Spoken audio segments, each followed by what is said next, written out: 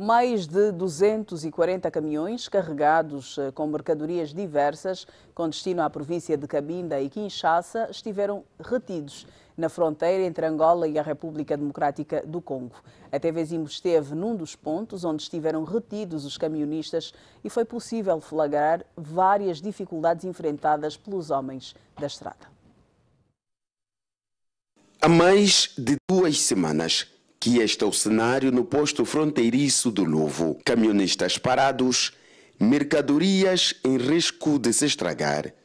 Tudo porque, segundo contam os condutores, estão a ser impedidos de entrar na vizinha República Democrática do Congo pelas autoridades daquele país. Angolana não nos disseram nada, mas a banca nos alega que no Congo não estão a deixar transitar nenhum caminhão.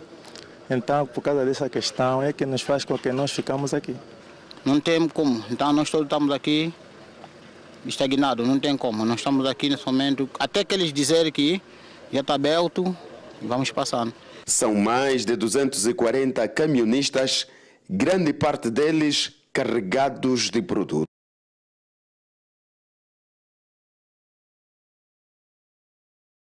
O empresário que importou o peixe. Vai ser para o empresário e para nós também que transportamos. Fica difícil nos pagar o frete. Porque até saiu aqui 15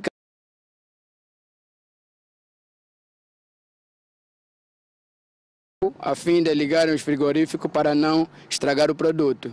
Mas nós estamos aqui há 6 dias, o produto já estamos a ver se em certos caminhões nossos que viemos com ele, alguns já estão a jorrar ou já está ensanguentado o contentor. Colocados em parques junto ao posto fronteiriço, os camionistas queixam-se de quase tudo. Sem as mínimas condições nos postos fronteiriços, os camionistas fazem de tudo para se manterem. Por exemplo, é neste poço que fica a escassos metros daquela lagoa onde os camionistas retiram todos os dias a água para o consumo.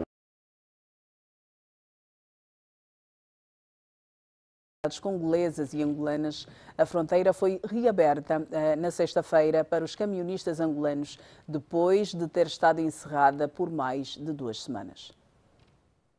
Passavam pouco mais das 16 horas desta sexta-feira, quando a fronteira com a República Democrática do Congo, na zona do Luvo, foi oficialmente aberta aos camionistas angolanos. Tudo depois de vários tumultos no posto fronteiriço. Prometeram-nos às 12 horas a abertura do posto fronteiriço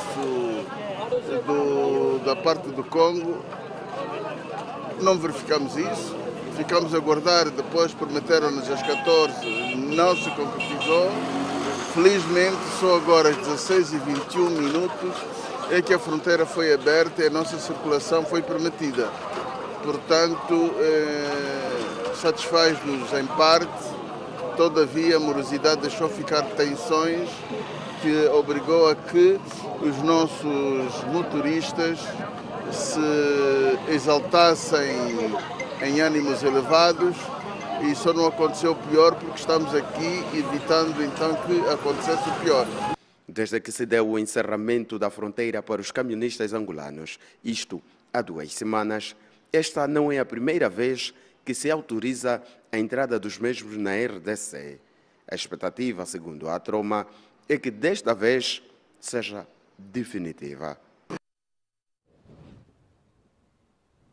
Doutor José Fernandes, um número expressivo de camionistas ficou sem poder circular, transitar pela RDC para levar mercadoria que o destino era na província de Cabinda, uma das nossas províncias. Foi preciso negociações ao mais alto nível para que a fronteira fosse reaberta e que fosse assim permitida a circulação dos camionistas angolanos. Que visão é que tem sobre os motivos que terão levado a esta decisão das autoridades congolesas de fechar a fronteira e impedir que os angolanos, os camionistas angolanos passassem pelo seu país?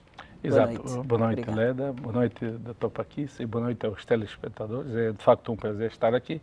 Bom, em relação a isto, acho que há uma série de inventos que nós devemos analisar. O primeiro deles é que nós tivemos mais de 400 camionistas retidos durante 15 dias na fronteira do Louvre e que não conseguiram passar para o território congolês. E aqui, uma nota importante, temos que dar os parabéns ao governo angolano e ao Ministério das Relações Exteriores, que rapidamente interviu e conseguiu negociar com o governo congolês o desbloqueio desta situação. A notícia que nós temos é que, felizmente, a partir de sexta-feira, os camionistas começaram a ter acesso à circulação no território da RDC e isto definitivamente é a boa notícia do drama e do precipício que os transportadores passaram. Agora, nós temos que refletir sobre isto e analisar o porquê que isto aconteceu.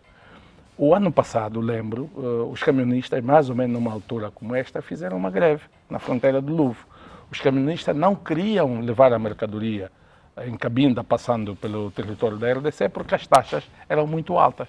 E forçaram que o governo angolano e o governo congolês negociassem um acordo. E este acordo foi negociado. E foi assinado o ano passado para 2 anos, entre o governo angolano e o governo congolês, com a harmonização das taxas de transportação. Agora, nos surpreende que, de repente, o governo congolês bloqueia este acesso. E aqui temos que aferir uma série de inventos que ocorreram que, eventualmente, forçou algumas autoridades, algumas pessoas, alguma elite do Congo Democrático a tomar essa atitude. Mas tem que ser uma elite com influência, exatamente, doutor, porque se Angola impede que pessoas de outro país, de um país vizinho, circulem no nosso território, não é apenas a vontade de um cidadão angolano, tem de ser alguém com poder e com expressão suficiente para fazer da sua decisão e da sua vontade um facto, uma realidade. Exato. Como foi privar por mais de 15 dias os camionistas angolanos de circularem com as suas mercadorias em território congolês. Leda, o que me ocorre é que é um evento de retaliação. Note que isto acontece no momento em que o governo angolano anuncia medidas muito concretas sobre a questão do tráfico de combustível. E nós temos que ser muito francos.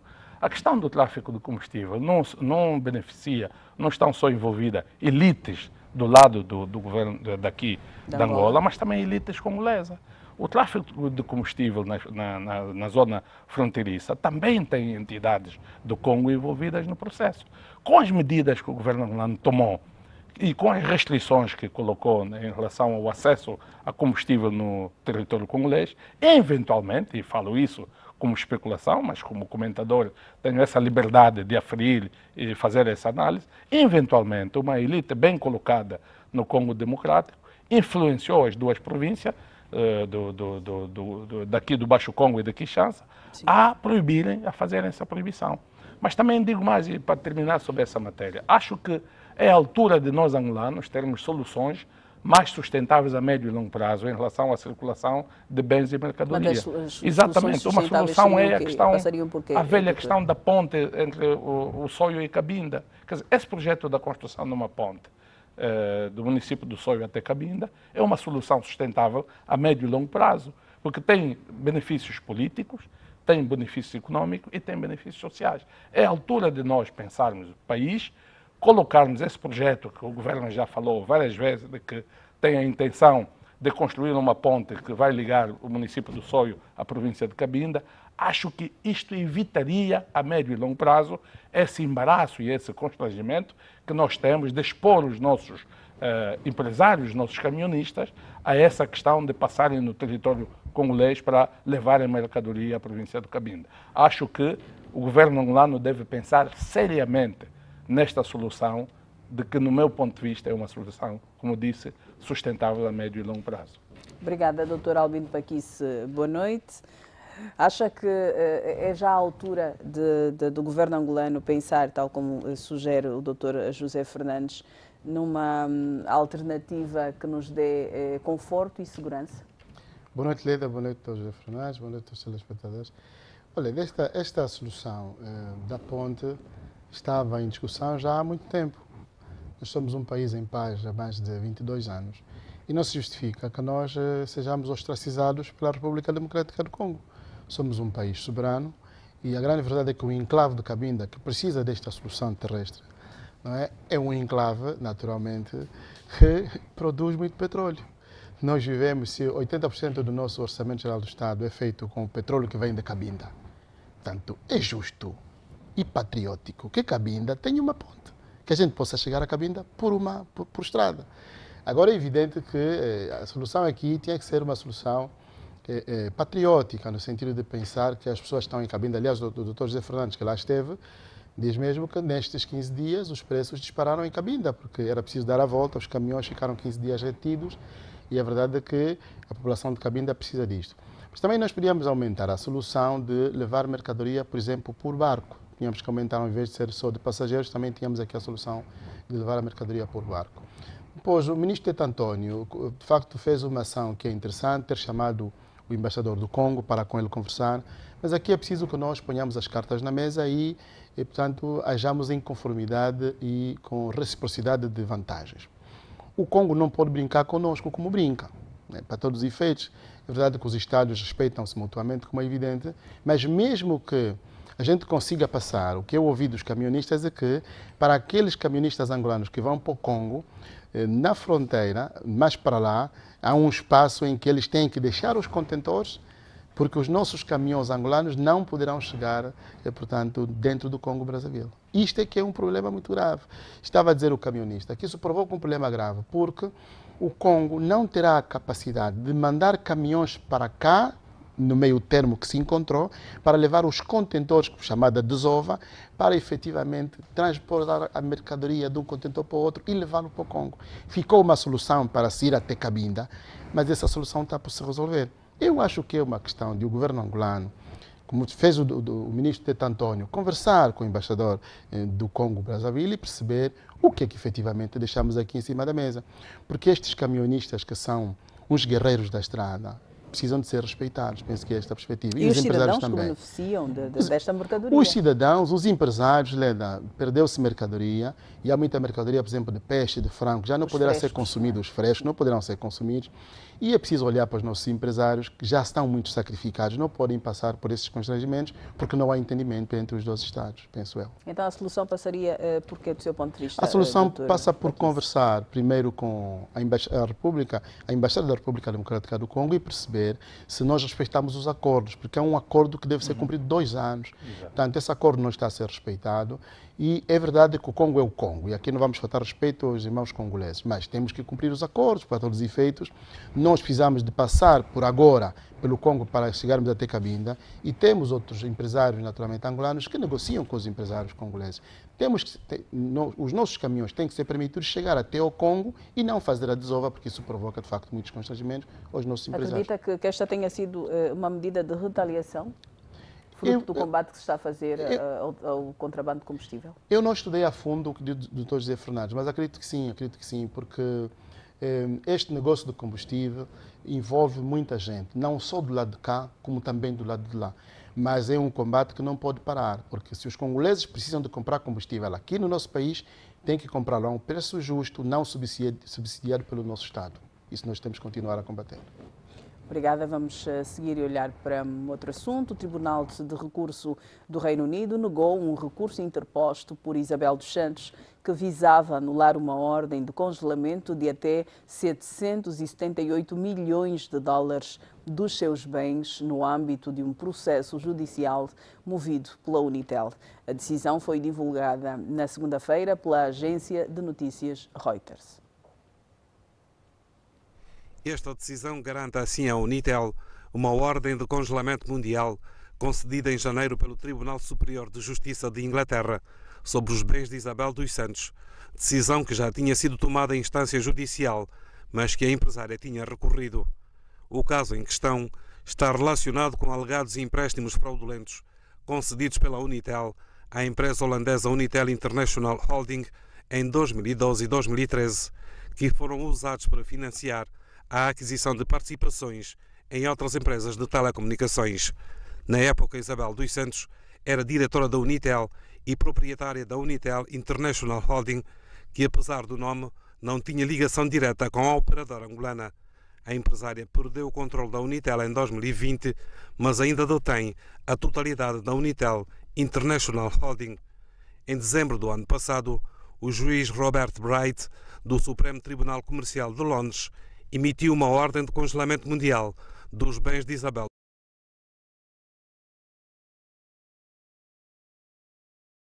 Para o pedido de recurso da empresária. Isabel dos Santos está a ser processada pela Unitel devido a empréstimos que esta fez à empresa holandesa Unitel International Holding. A empresária, que detinha vários interesses em Portugal, finalizou em julho deste ano a venda total da sua participação no Banco Eurobic ao Banco Galego Abanca, concluindo assim os seus investimentos em território português. Esta transação era o último resquício da sua influência em terras lusas, onde também tinha interesses na Galp, EFASEC e NOS. Doutora Albino Paquice, Isabel dos Santos, a engenheira Isabel dos Santos, perde mais um recurso interposto solicitando a abertura, a cedência de um valor considerado seu, valor de uma ordem de congelamento feita pela Unitel Holding. Aliás, sabemos que a engenheira Isabel dos Santos dirigiu por anos a Unitel. Pois, Leda, a notícia e depois toda a peça, naturalmente, sim.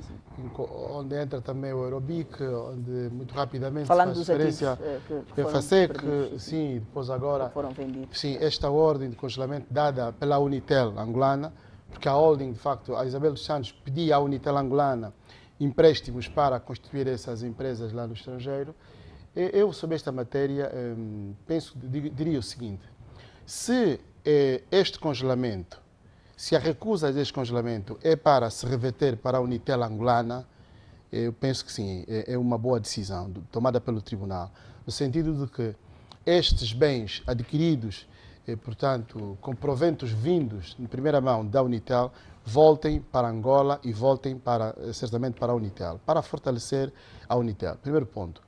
O segundo ponto, eu tenho entendido, Leda, que nós temos que ter alguma capacidade de perceber que qualquer um dos investidores que está neste momento no estrangeiro, e muitos deles instalados no estrangeiro que não podem entrar para o nosso país, quando os bens são congelados em nome, portanto, daquela ordem financeira ou daquele país, esse dinheiro fica lá. E se este dinheiro fica lá, naquele país, como aconteceu com a EFASEC, quem perde não é a Isabel dos Santos. Nós não podemos estar aqui contentes e felizes, porque quem perde não é a Isabel dos Santos. Quem perdeu na EFASEC em Portugal não é a Isabel dos Santos. Quem perdeu somos nós angolanos. Nós perdemos milhões e milhões de euros na EFASEC em Portugal. 1000 empregos ficaram para os portugueses, a EFASEC ficou para os portugueses nacionalizaram a EFASEC e nós é que perdemos dinheiro. Isso não nos pode alegrar, porque nós estamos pobres.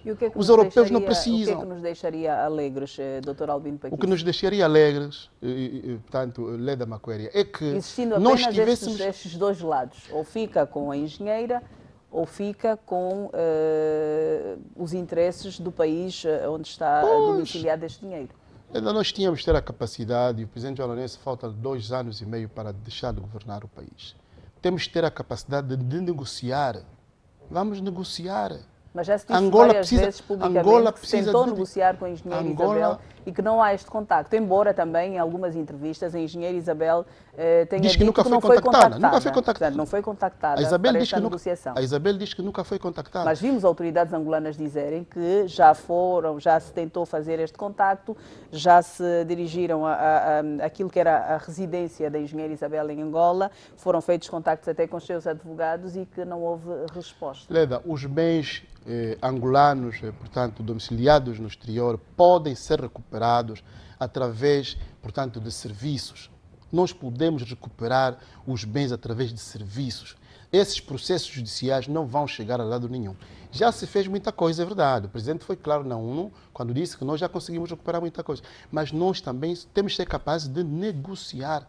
Se nós não formos capazes de negociar, o estrangeiro vai ficar com os nossos dinheiros, com as nossas finanças, como aconteceu em Portugal. Ficaram os portugueses felizes e contentes com o dinheiro da EFASEC, mas os 1000 empregos. Não perdeu a Isabel, perdemos nós. É verdade agora, essa hora, o que nós esperamos é que estes ativos e passivos que lá estão venham, de alguma forma, para engrandecer a Unitel. Agora, nós temos que fazer uma coisa muito rápida. quase no final do mandato, era preciso que houvesse essa capacidade. Nós temos apelado a essa capacidade, a capacidade de negociar. Nós temos províncias que precisam de investimentos. Eu não acredito que figuras que estejam no estrangeiro neste momento foragidas, se forem contactadas com um processo de negociação, não possam abrir a mão à bolsa para dizer nós vamos investir no nosso país. Ao invés de estarmos a pedir dinheiro aos americanos e aos chineses, quando nós temos angolanos que têm dinheiro que podiam investir aqui. Porque a razão é que a gente não consegue ter o coração mole para pedir isso. A gente podia fazer isso. Vamos a tempo. Dr. José Fernandes não está de acordo com o que eu estou a dizer, mas nós vamos a tempo de fazer isso. Porque todos aqueles que tentaram combater a corrupção, como nós estamos a fazer, chega-se no final de mandato e não se tem o resultado que se deseja. A engenheira Isabel dos Santos e outras figuras que eu não vou citar, têm dinheiro, são muito poderosas, estão a se passear pelo Dubai. Quem é que os apanha no Dubai? Estão a se passear pelo Dubai. Felizes e contentes. Qualquer pessoa que tiver um TikTok percebe que a engenheira anda lá feliz e contente, a viver a sua vida, que não é vidinha, é vida. Vive a sua vida com dinheiro na Rússia, com dinheiro onde quiser. Quer dizer, estas pessoas, nós temos que negociar com eles. Vamos negociar. Nós vamos a tempo de negociar. Senão, pronto, ficamos por isto. É o comentário que eu tinha a fazer sobre essa matéria. Obrigada, Dr. Albino Paquice. Dr. José Fernandes, quero ouvir também o seu comentário. Sim, Leda, eu acho que nenhum cidadão, por mais poderoso que seja, pode subalternizar o Estado, o governo. Isso é impossível. E Dr. Paquice lembra que... Está a acontecer esta subalternização agora? Leda, Dr. Paquice, em 2018 o governo angolano, liderado pelo presidente João Lourenço, abriu as portas para que esta negociação, esta boa-fé de dizer que o Estado está aqui para falar com as pessoas que têm problemas com o Estado no âmbito desse combate à corrupção, as portas ficaram abertas e houve uma moratória. Inclusive, foram dados prazos específicos para que as pessoas chegassem e negociassem com o Estado. Algumas entidades, alguns empresários, pseudo-empresários, acharam-se no direito de se arrogar, de dizer não negociamos com o governo angolano. Consequência, desde 2018, que este processo de negociação foi aberto, as pessoas, como se diz na gíria, não deram cavaco, literalmente, ao governo angolano, e depois o governo, com todo o direito, com legitimidade, procedeu a este processo de combate à corrupção e recuperação de bens. Portanto, a história sobre esse processo de combate à corrupção aqui em Angola é conhecida. Não temos um lado do governo, Dr. Paquice, aí eu não concordo consigo, no sentido de que o governo não negociou com as pessoas, inclusive são prevaricadores, eles tiraram o erário público, como aliás são questões que sempre debatemos e falamos, e o Dr. Paquice concorda com isso, de que o dinheiro, o imposto da empresária Isabel dos Santos é dinheiro do Estado, que também ilegalmente foi adquirido e está imposto da empresária, mas de qualquer maneira falamos dessa questão da decisão que foi tomada.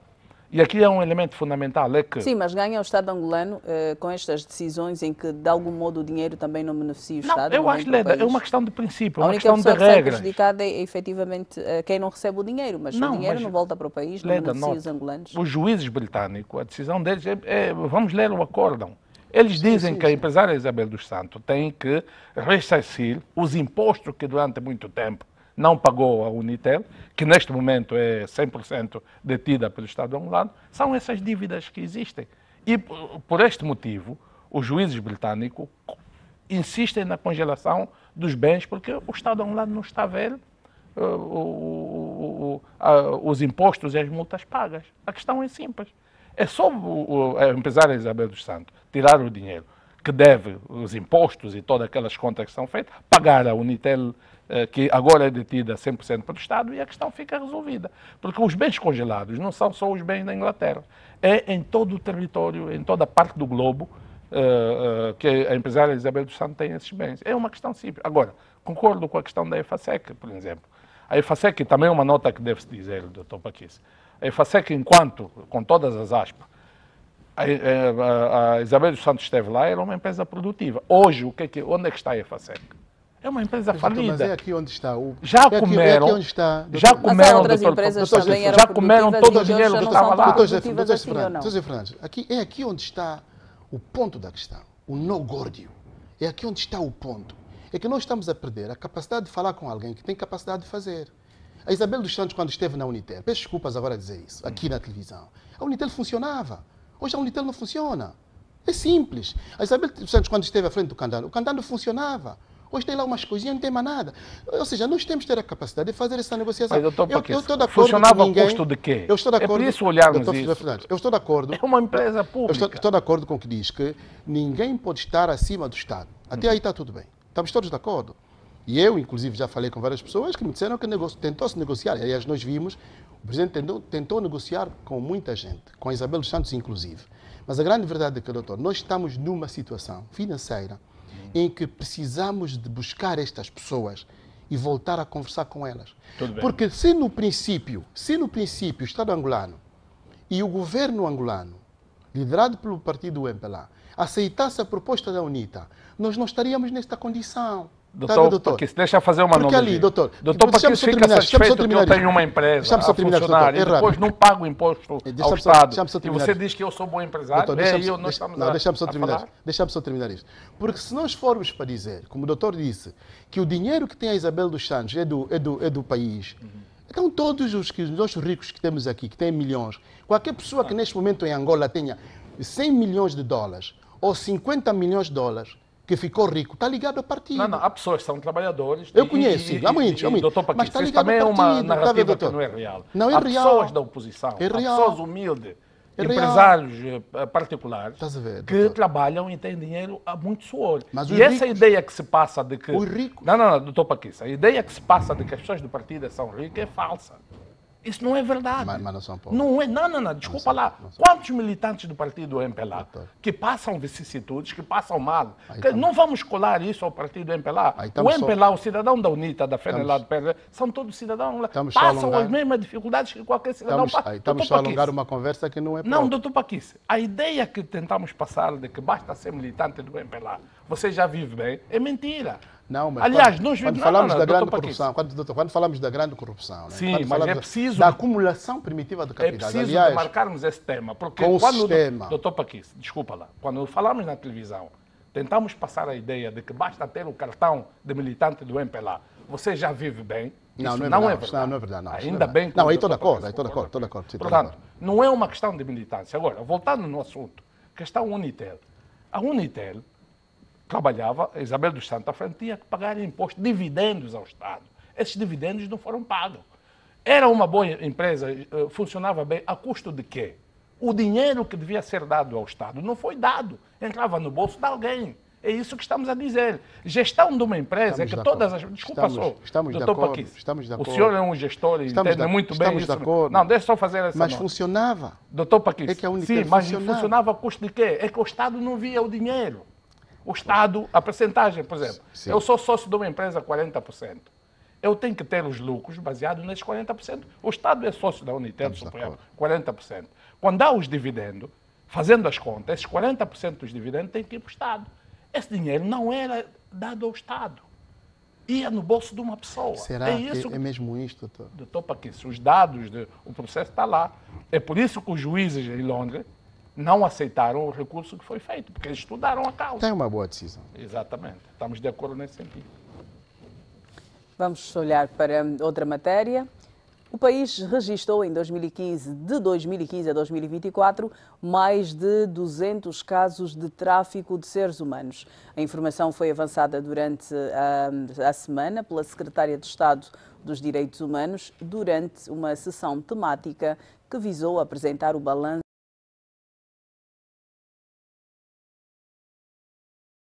27. Na sessão temática promovida pelo Ministério das Telecomunicações, Tecnologias de Informação e Comunicação Social, nesta terça-feira, que visou abordar sobre os direitos humanos, balanço da implementação do Plano de Desenvolvimento Nacional 2023-2027, a Secretária de Estado para os Direitos Humanos sublinhou que os casos de violações dos direitos no nosso país são altos e preocupantes, tendo em atenção que as crianças e mulheres constituem os grupos mais vulneráveis que registram maior índice de abuso. Entre as violações mais registadas, a Secretária de Estado destacou que, nos últimos anos, o país registrou cerca de 200 casos de tráfico de seres humanos. A nossa base de dados, neste momento, tem mais de 200 casos. As províncias de fronteira são as províncias com maior nível de casos, por causa do movimento de entrada e saída. Luanda Obviamente, com todos os desafios e o número de habitantes que tem, é uma província de preocupação, ao lado das outras províncias de fronteira, mas também temos casos de tráfico a nível internacional, que são angolanos que são aliciados por várias formas a deixar o país com várias promessas, do mesmo modo estrangeiros que vêm para Angola com promessas de emprego, de uma série de coisas e que depois acabam por estar envolvidas em situação de tráfico. A violência doméstica, fuga à paternidade, falta de acesso e qualidade dos serviços.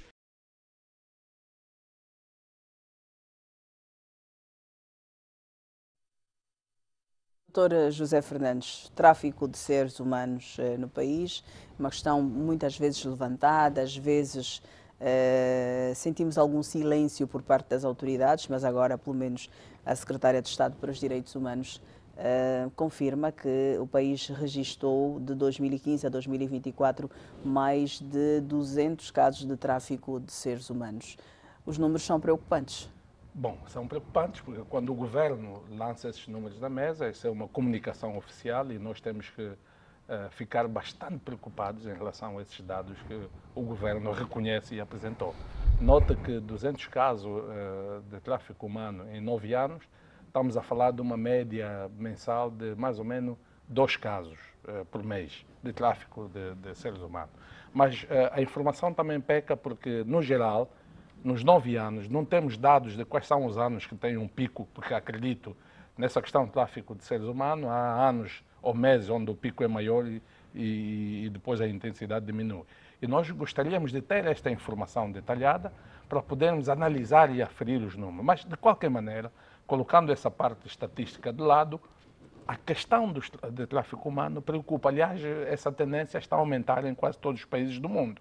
E nós em Angola, e aqui demonstra um pouco também a fragilidade no nosso sistema de defesa e segurança, e o relatório que foi divulgado, que eu tive acesso, demonstra que o tráfico humano, dos seres humanos, acontece mais nas províncias fronteiriças e com maior ênfase na província de Luanda.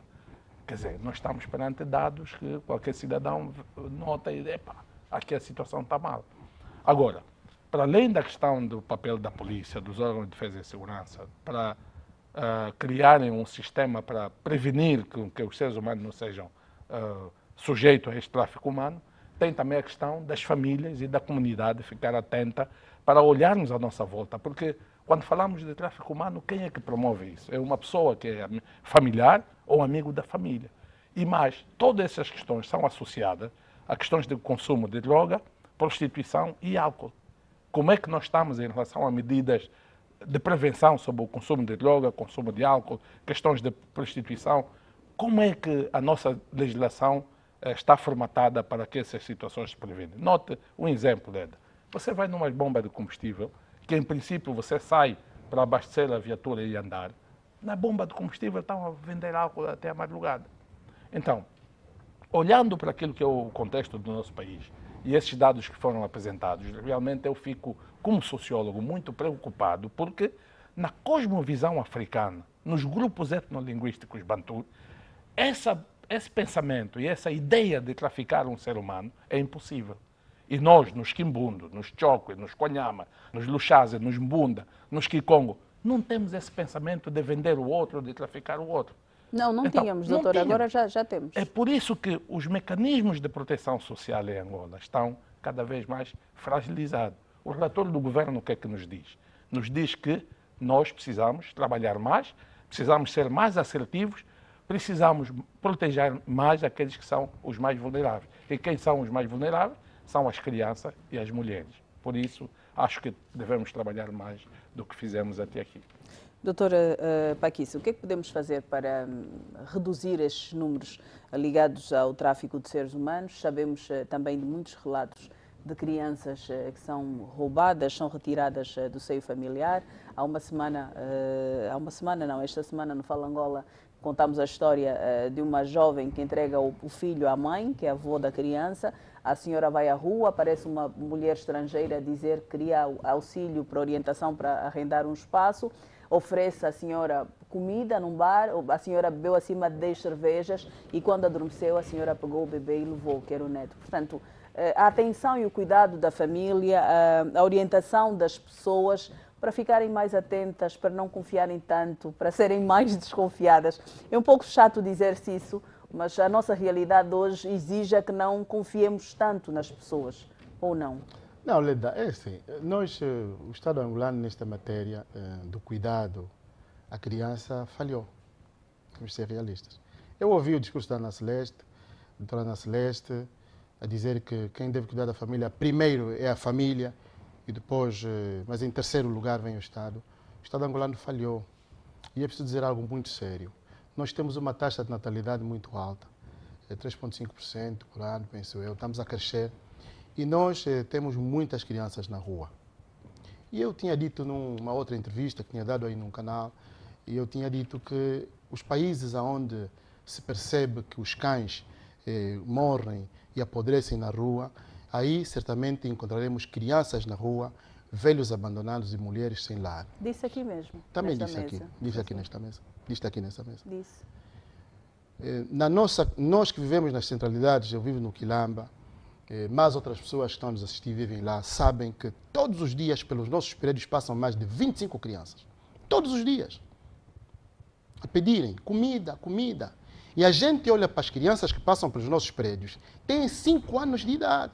Ou seja, o estado de vulnerabilidade dessas crianças acaba por facilitar. Tem 5 anos de idade. Sejam alvo da maldade dos adultos. Como é que o Estado permite que crianças que tenham 5 anos de idade, menor de 5, são 5 anos de idade, 6, 7, 8, 9, estejam na rua a pedir? Como é que o Estado permite isso? Nós, nos anos 90, as nossas próprias mães, falo a minha própria mãe, trabalhava no lar. Existiam lares. O Estado angolano, naquele tempo, nos anos 80 e 90, tinha lares onde ficavam as pessoas desfavorecidas com as suas famílias e com os seus filhos. Como é que nós hoje, em 2024, 22 anos de paz, não conseguimos ter as crianças nos lares? Como é que, neste sentido, é fácil roubar as crianças? Qualquer pessoa que queira levar pessoa humana aqui a Angola consegue.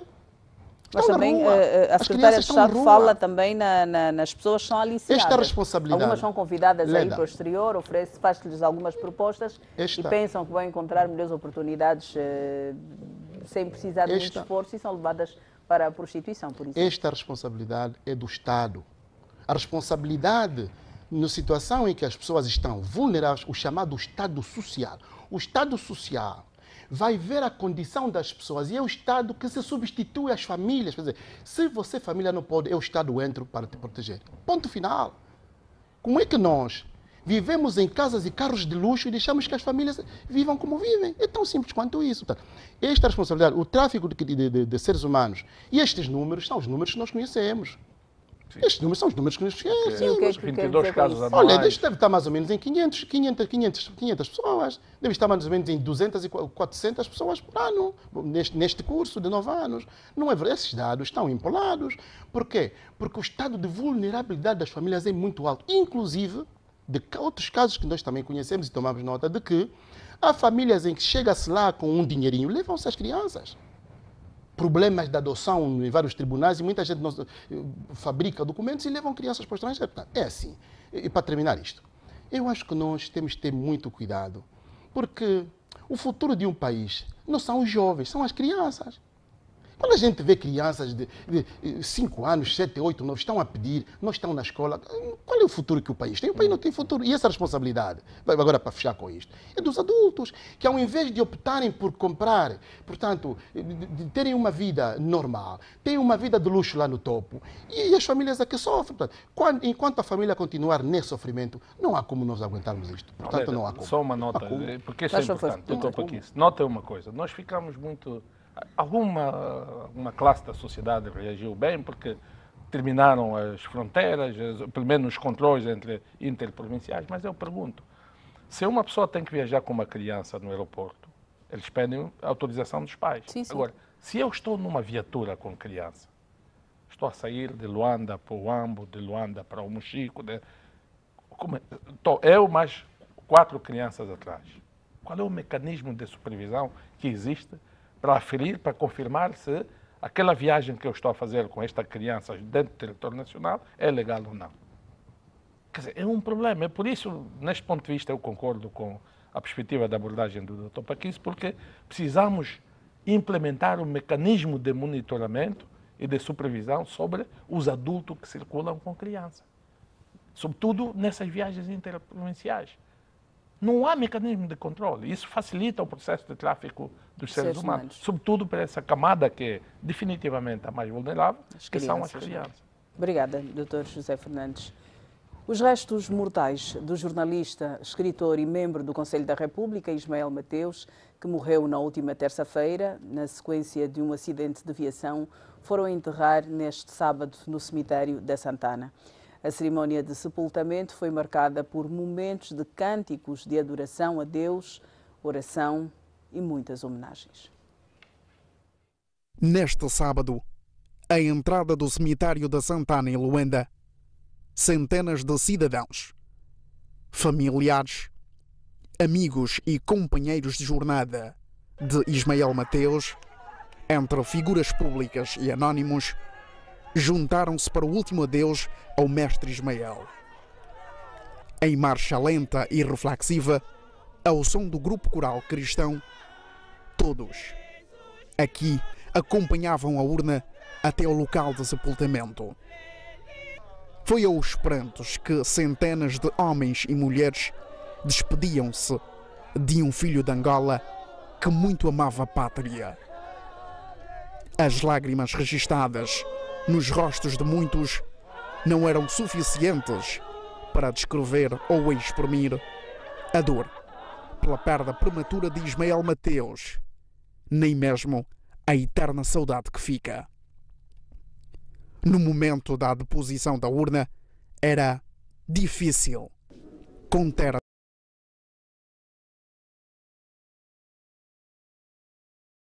a uma figura do jornalismo angolano que se despontou nos anos 80. Para a família, parte um homem de família, marido, um bom pai e irmão. E ele sempre gostou de ser pequeno. Por isso é que não se apresentou como Dr. Ismael ou outras coisas mais. Era sempre o Ismael. Porque depois do nome dele, ele não sabia ser mais ninguém. Porque ele acompanhou o sofrimento dos pais. Ismael Mateus parte para a eternidade, ao lado de Deus que o chamou. No final, os aplausos marcaram o reconhecimento de todos à figura de Ismael Mateus. Angola e a classe jornalística de forma particular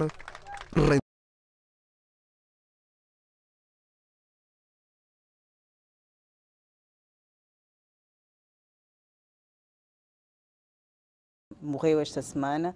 Foi uma semana difícil, uma semana pesada, uma semana de luto para nós, para os angolanos, mas pela morte do Ismael, sobretudo para a comunicação social, Dr. José Fernandes.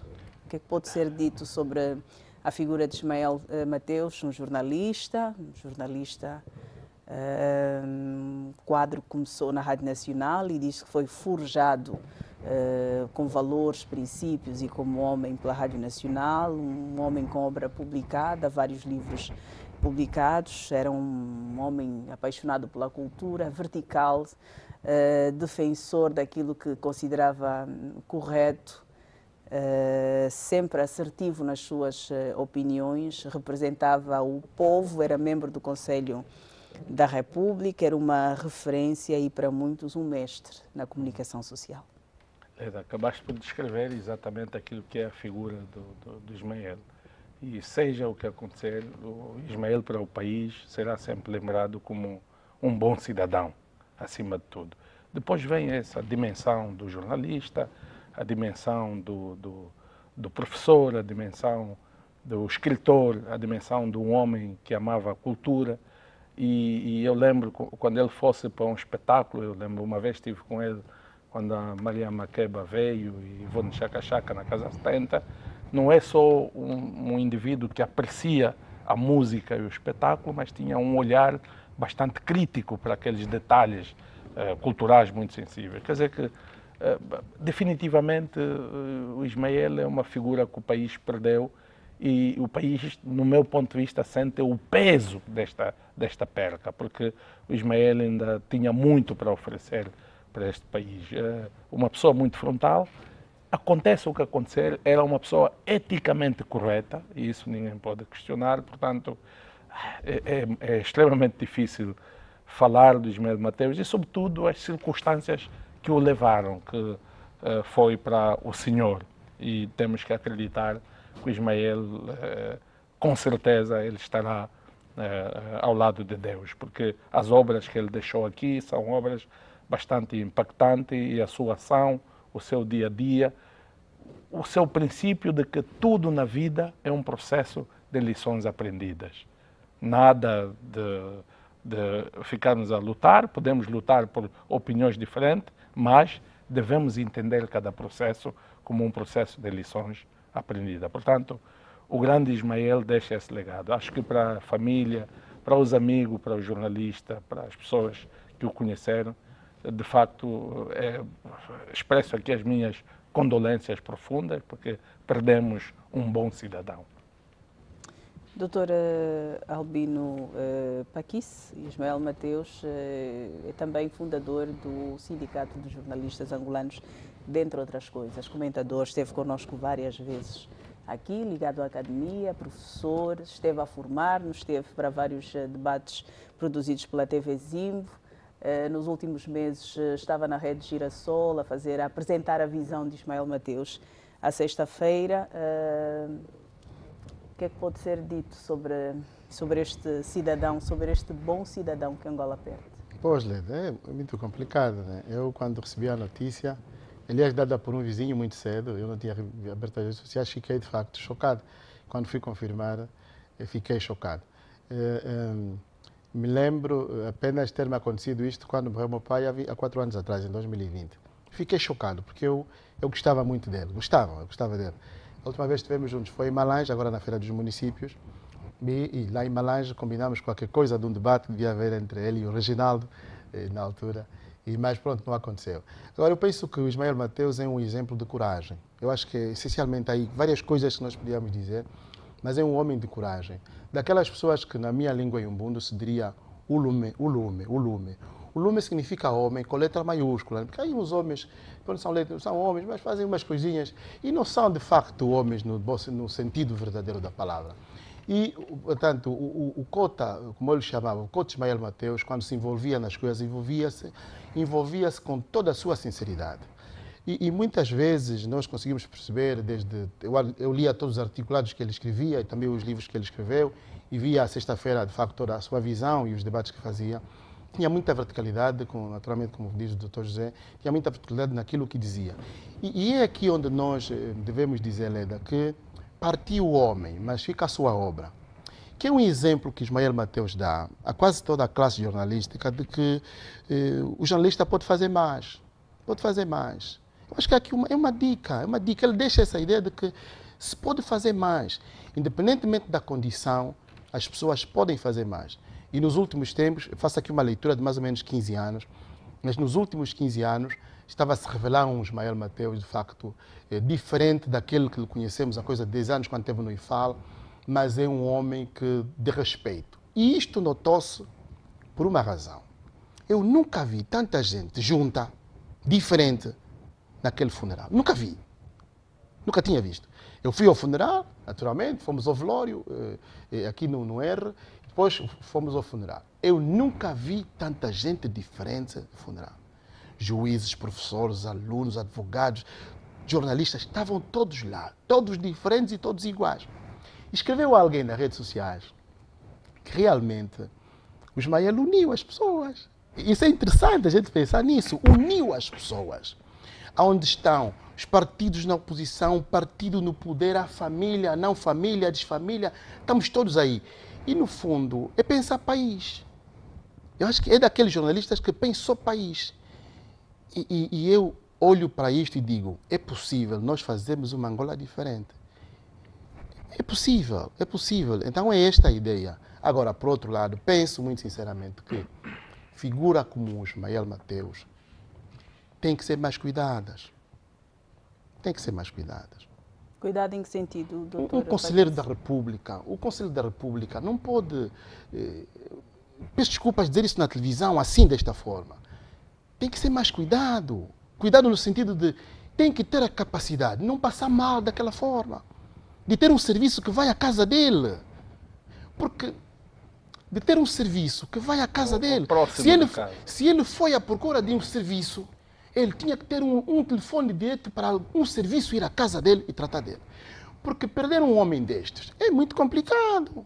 Fazer homens dessa natureza, com aquela cultura, que ouve música, lê livro, vê filme, vê futebol, é muito complicado. Esses homens não se fazem em 5 dias. Até eu acho muito sinceramente que pessoas dessa natureza, porque servem o país, devem ser mais cuidadas. E o Ismael nos deixou esse exemplo de trabalho. E aqui para a classe, eu não sou jornalista, mas para a classe jornalística, não, é possível fazer mais. É possível fazer mais. Bem, antes de pedir o vosso minuto, vamos aproveitar para enviar um beijo de carinho à Iracelma, que era a colega que fazia Visão de Ismael com Ismael. Um momento difícil para todos. Ver os pais, a esposa, portanto, os irmãos, a família, os filhos, os amigos, que ficamos todos com o coração profundamente apertado neste momento difícil. O Cota, o Mafumeira, o Bá, o Ismael Mateus, o mestre, o professor, o amigo, a pessoa acessível para todos, mesmo para os jornalistas mais novos que não pertencem à sua geração, mas tinha sempre paciência para ouvir, para ensinar, para orientar. Obrigada por tudo. Eterno descanso, Ismael Mateus. Muito obrigada por tudo. Doutor José Fernandes, o seu minuto? Bom, o meu minuto vai para 2 aspectos fundamentais. Primeiro, eu acho que nessa perspectiva da diplomacia económica e do papel das nossas embaixadas, aqui agradecer especialmente a Embaixada de Santo Tomé e Príncipe, o embaixador angolano e a sua equipa, que têm demonstrado uma capacidade única na forma como acolhem e recebem os angolanos que vão naquela humilde república, naquele humilde país trabalhar. Digo isso porque, de facto, tenho relatos de um conforto muito grande que o embaixador e a sua equipa têm dado a todos os angolanos que vão em Santo Tomé e Príncipe em trabalho. Daqui o meu minuto de apreço a eles. O segundo aspecto é em relação à questão da produção nacional. 2 aspectos fundamentais. Estamos na época de colheita e o país está a produzir batata rena à fartura. Falo isso porque temos 2 elementos fundamentais. A fazenda Lutete em Malange, no município de Cacuzo, e a Nova Agrolíder na Quibala. São o setor empresarial que está a produzir bastante batata para o mercado nacional, mas também tenho relatos de que muitas famílias anónimas do setor da agricultura familiar têm muita batata para colocar no mercado durante os próximos 3, 4 meses. Daí o apelo que faço é a questão de olhar nesses grandes superfícies que vendem batata importada, que apostem na produção nacional, porque aos poucos está a ser uma realidade concreta. Obrigada, doutor José Fernandes. Doutor Albino Paquice, o seu minuto. Bem, o meu minuto vai para... um pedido que faço, porque já foi feito pedido pelo próprio do Demar de Pena, o jovem que luta boxe, Demar de Pena, que pediu ao Presidente da República que o apoiasse. Mas eu acho que apoiar aqui não é dinheiro, é apoiar no sentido de estar presente aqui na nossa realidade angolana. E o mesmo pedido dirijo também ao ministro Rui Falcão, que agora é o ministro dos Esportes. É muito importante, senhor ministro, que figuras como aquele jovem que ganha troféus seja apoiado. Vamos valorizar o que é nosso. A gente grita por outros e está aí o rapaz a precisar do nosso apoio. Camarada Presidente, penso que se nos estiver a ouvir, com todo o respeito, é bom aquele rapaz ser apoiado, senhor ministro. O Demar de Pena é nosso e merece também o nosso respeito. É angolano como nós. Muito obrigado.